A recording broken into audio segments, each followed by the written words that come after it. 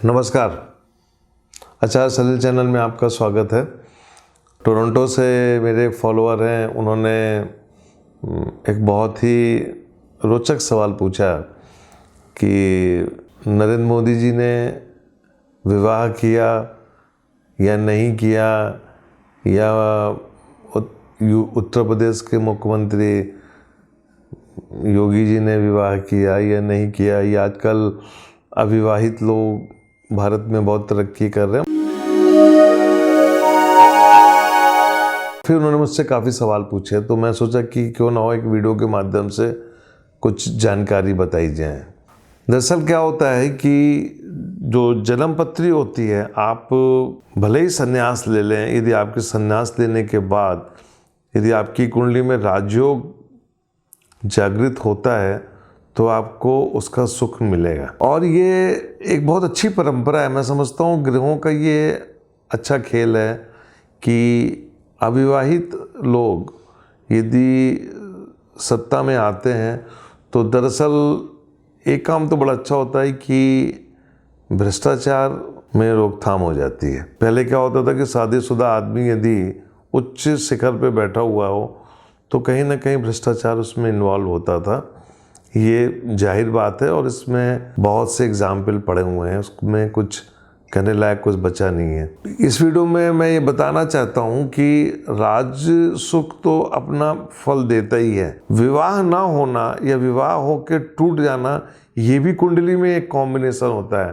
दरअसल कुंडली का 7वां घर जो होता है वो पत्नी का होता है या पति का होता है।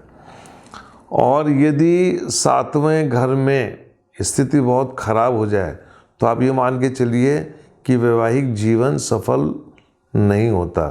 और मेरा ये मानना रहा है कि यदि 7वां घर बहुत खराब हो, शुक्र और गुरु बहुत पीड़ित हो, तो ऐसे व्यक्ति को विवाह नहीं करना चाहिए। यदि ऐसा व्यक्ति विवाह करेगा तो अननेसेसरली मेरा ये मानना है कि वो शादी कभी सफल नहीं होती। तो यही कारण रहे हैं कि अविवाहित लोग उस चैप्टर को क्लोज करके वैवाहिक जीवन में ना जाके और वो एक संन्यास मुद्रा में जाते हैं, सन्यासी जीवन जीते हैं।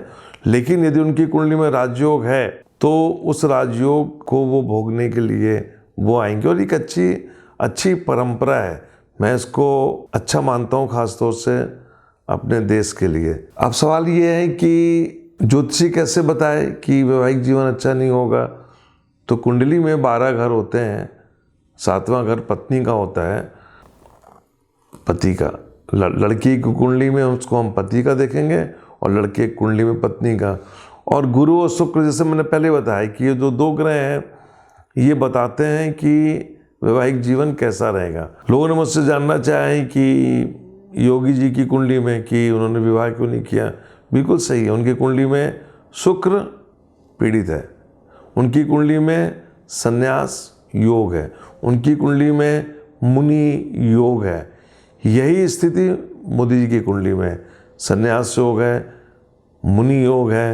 लेकिन कुछ लोग कहते हैं कि उन्होंने शादी की होगी, लेकिन उन्होंने वैवाहिक जीवन में कभी गए नहीं। वो देखिए, एक बात बताऊं मैं आपको, वीनस वैवाहिक जीवन को अच्छा ही बनाता है, खासतौर से स्त्री सुख को लेके। लेकिन कहीं कहीं वीनस क्या बोलता है, स्त्री सुख तो नहीं दूंगा लेकिन बाकी सब कुछ दूंगा। बाकी सुख का मतलब अच्छा मकान, गाड़ी, घोड़े, पावर। वीनस जो कि दैत्यों का गुरु, तो वो अपने हिसाब से देगा लेकिन स्त्री सुख नहीं देता, फीमेल का सुख नहीं मिलेगा। ऐसे बहुत से लोग हैं जिनकी मैंने कुंडली देखी है जिन्होंने विवाह नहीं किया। और ख़ासतौर से राष्ट्रीय स्वयं सेवक संघ में जो प्रचारक होते हैं वो अविवाहित होते हैं। मैंने इनकी कुंडलियों पर रिसर्च किया है कि ये अविवाहित क्यों रहते हैं। बहुत से लोग प्रचारक के जीवन से वैवाहिक जीवन में जाते हैं, लेकिन जो पूर्णकालिक प्रचारक होते हैं उनकी कुंडली में वैवाहिक का सुख ही नहीं है। तो जब विवाह का सुख नहीं है, इसका मतलब क्या है, आप कुछ ऐसा काम करेंगे जहाँ पे आप समाज के लिए तो काम करेंगे लेकिन वैवाहिक सुख में आप नहीं जा पाएंगे क्योंकि आपके भाग्य में वो नहीं है। तो संघ में जितने भी लोग हैं अविवाहित, उनकी कुंडली में स्थिर सुख नहीं है, स्थिर सुख नहीं है, परिवार का सुख नहीं है। उनका सुख कहाँ तक था? सिर्फ माँ तक, जिस माँ ने उनको जन्म दिया। तो स्त्री ने माँ का रूप तो दिया, बहन का रूप दिया, लेकिन पत्नी का रूप नहीं दिया। ये संघ के प्रचारकों की कुंडली में कॉम्बिनेशन है। यही कॉम्बिनेशन जो है मोदी जी की कुंडली में है, यही कॉम्बिनेशन योगी कुंडली में है, और ऐसे बहुत से साधु संतों की कुंडली में। मैं समझता हूँ पार्लियामेंट में बहुत से एमपीज हैं जो अविवाहित हैं, पर सूर्य जो कि सत्ता का राजा है, सत्ता सुख देता है, यदि वो कुंडली में बली है और वो कह रहा है कि आपको राज सुख भोगना है तो भोगना है। ऐसी बहुत सी महिलाएं भी हैं जो अविवाहित हैं और जो अविवाहित रहते हुए भी बहुत अच्छे काम कर रही हैं। मैंने ऐसे लोगों की कुंडलियां देखी, उनकी कुंडली में शुक्र और गुरु दोनों पीड़ित हैं। मेरा ये मानना रहा है कि पुरुष की कुंडली में हम देखते हैं शुक्र को और महिला की कुंडली में हम देखते हैं गुरु को, लेकिन कभी कभी दोनों ग्रहों को दोनों की कुंडली में देखना चाहिए। यदि ये दोनों ग्रह पीड़ित हैं और उनमें संन्यास योग है तो ऐसे लोग वैवाहिक जीवन में ना जाके बाकी सब काम करते हैं। तो मेरा ये अपने फॉलोअर्स को कहना है कि जो आप कर्मा थ्योरी पे यदि आप बिलीव कर रहे हैं और जो आप कर्मा थ्योरी लेके आए हैं उसमें इन सब चीज़ों का समावेश होता है। स्त्री पुरुष हैं तो सब ब्रह्मा के बनाए हुए। तो ये मेरा ये मानना है कि आप इन सब चीज़ों पे ज़्यादा ध्यान मत दीजिए और कर्म में बिलीव कीजिए। और कर्म में बिलीव करेंगे तो भले आपकी कुंडली में वैवाहिक जीवन का सुख नहीं है, लेकिन उसके अलावा बहुत से सुख हैं। आप एक समाज को एक रास्ता दे सकते हो, उन्नति का रास्ता दे सकते हो, एक अच्छे समाज सुधारक बन सकते हो। आज भी हम जब विवेकानंद की बात करते हैं तो क्या उन्होंने शादी की? विवेकानंद जिनको आज भी हम याद कर रहे हैं इतने सालों के बाद, आज भी उनकी आइडियोलॉजी पे हम चल रहे हैं। यदि वो शादी कर लेते, विवाह कर लेते तो क्या होता? वो बंध जाते। लेकिन अविवाहित रहते हुए जो उन्होंने काम किया वो अपने आप में एक संपूर्ण काम था। मैंने आपको पहले बताया कि कलयुग में राहु और शनि बहुत मेजर रोल प्ले करते हैं। और यदि ये दोनों ग्रह, देखिए ये दोनों ग्रह जो होते हैं इनमें गुण होता है सेपरेशन का, सुख भी देते हैं, सेपरेट भी करते हैं।